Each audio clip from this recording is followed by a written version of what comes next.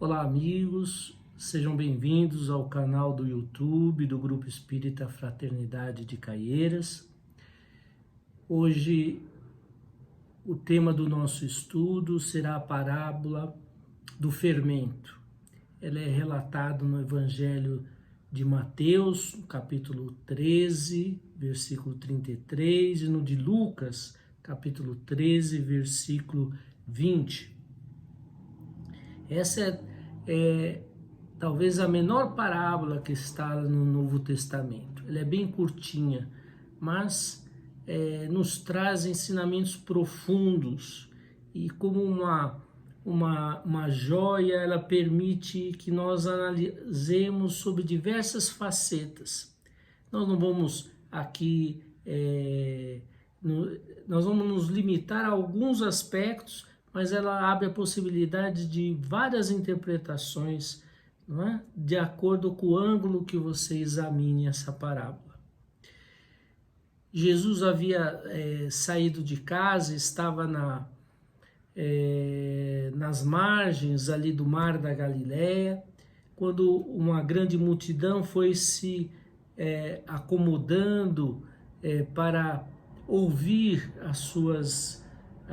os seus ensinos. Jesus se coloca então num dos barcos que estava ancorado às margens e, se afastando um pouquinho, começa a ensinar a multidão que atentamente acompanha os seus ensinos.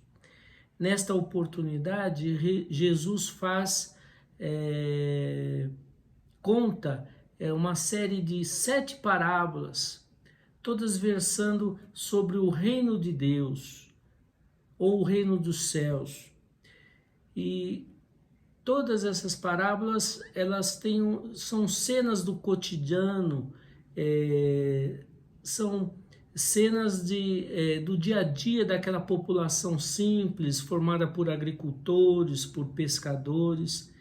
E Jesus aproveita a comparação dessas situações do dia a dia para nos explicar e favorecer o entendimento do que seria esse reino de Deus, qual é o processo em que nós conquistamos este reino. E nessas 7 parábolas, as 4 primeiras, Jesus prega para a multidão, e as 3 últimas ele relata em privado aos seus discípulos. Então, essas 7 parábolas, nós vamos encontrar a parábola do semeador, a parábola do joio do trigo, a parábola do grão de mostarda, a parábola do fermento, a parábola do tesouro escondido, a parábola da pérola de grande valor, a parábola da rede ou da pesca. E a gente, analisando, nós vamos ver um elemento em comum em todas essas parábolas, que é o sentido de interioridade, não é? Então, Jesus está falando do semeador, do joio do trigo, da semente que é colocada na terra, não é? Vai germinar dentro da terra. Fala da pérola que está de grande valor, que está dentro da ostra, não é? Da pesca ou da rede, não é? Do peixe que está ali no mar, que ele é retirado do mar. Então, ele dá um sentido de um processo que ocorre no interior da pessoa, não é? Desse elemento íntimo que se desenvolve, ou que é de grande valor, de grande potencialidade, que está dentro de cada um de nós.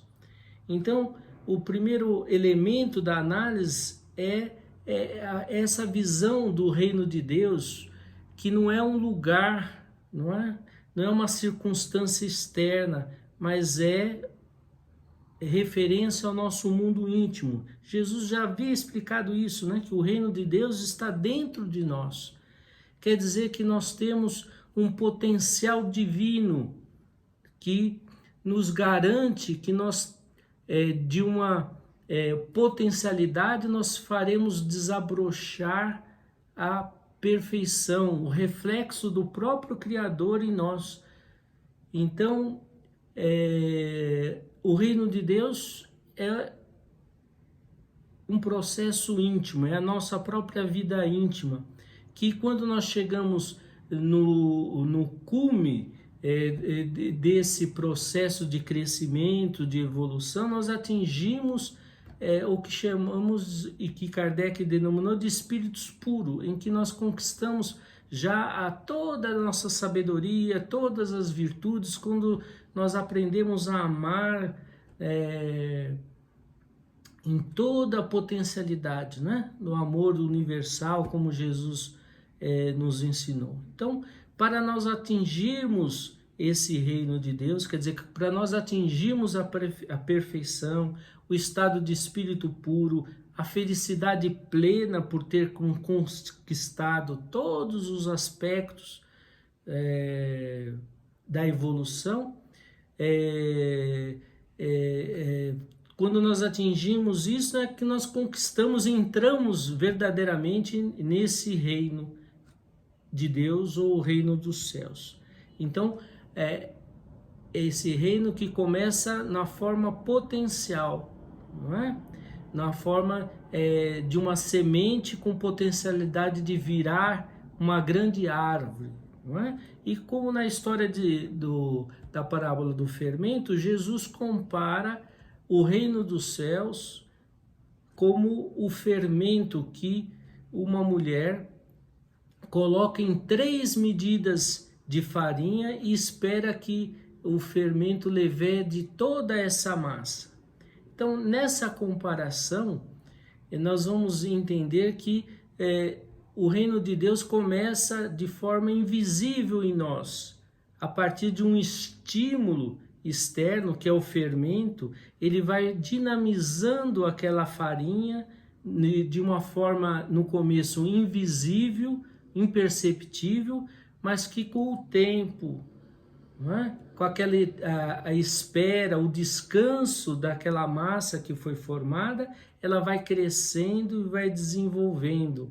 E o fermento vai invadindo todos os meandros da farinha, levedando, então, fermentando toda aquela massa, toda aquela farinha, fazendo então que ela cresça.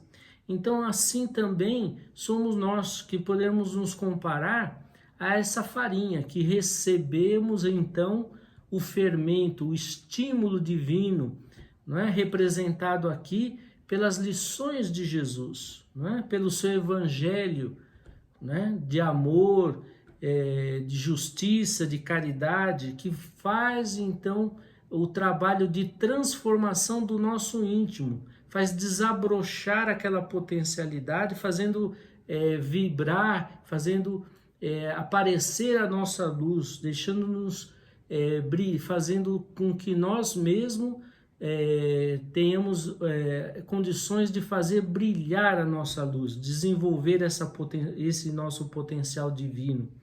Então, o fermento começa paulatinamente invadindo e fazendo crescer aquela massa. Então, nosso sentimento também é trabalhado por esses estímulos, não é?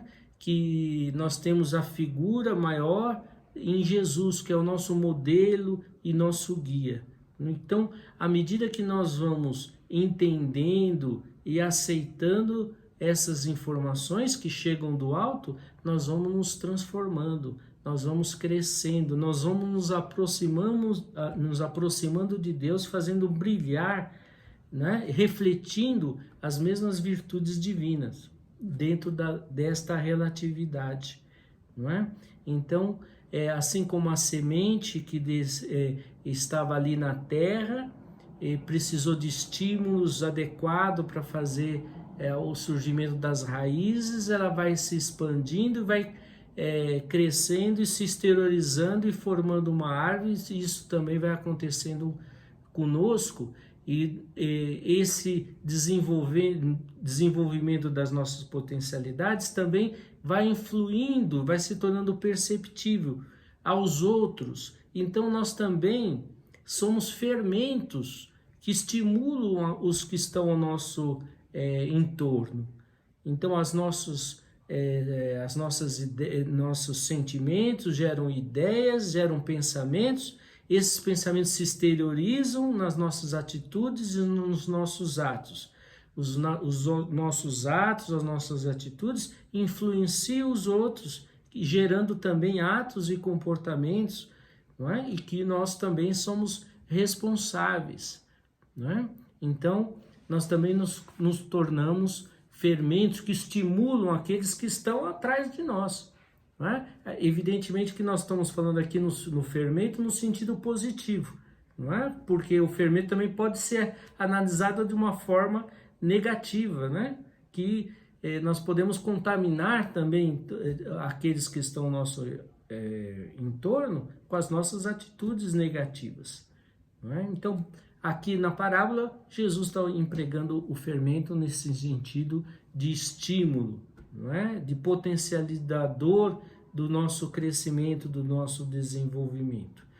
Mas além do estímulo que nós recebemos do plano maior, que vai então invadindo todos os momentos da nossa vida, que vai nos transformando, que vai mudando, não basta só o fermento, nós temos que vivenciar, não é? Então o pão, aquela massa ainda é crua, para que ela vire o pão e se torne de fato um alimento para nós e para os outros, nós precisamos então do calor do forno, não é? Para assar aquele pão e nós realmente adquirimos a condição de pureza, né? Expressa então na nossa perfeição.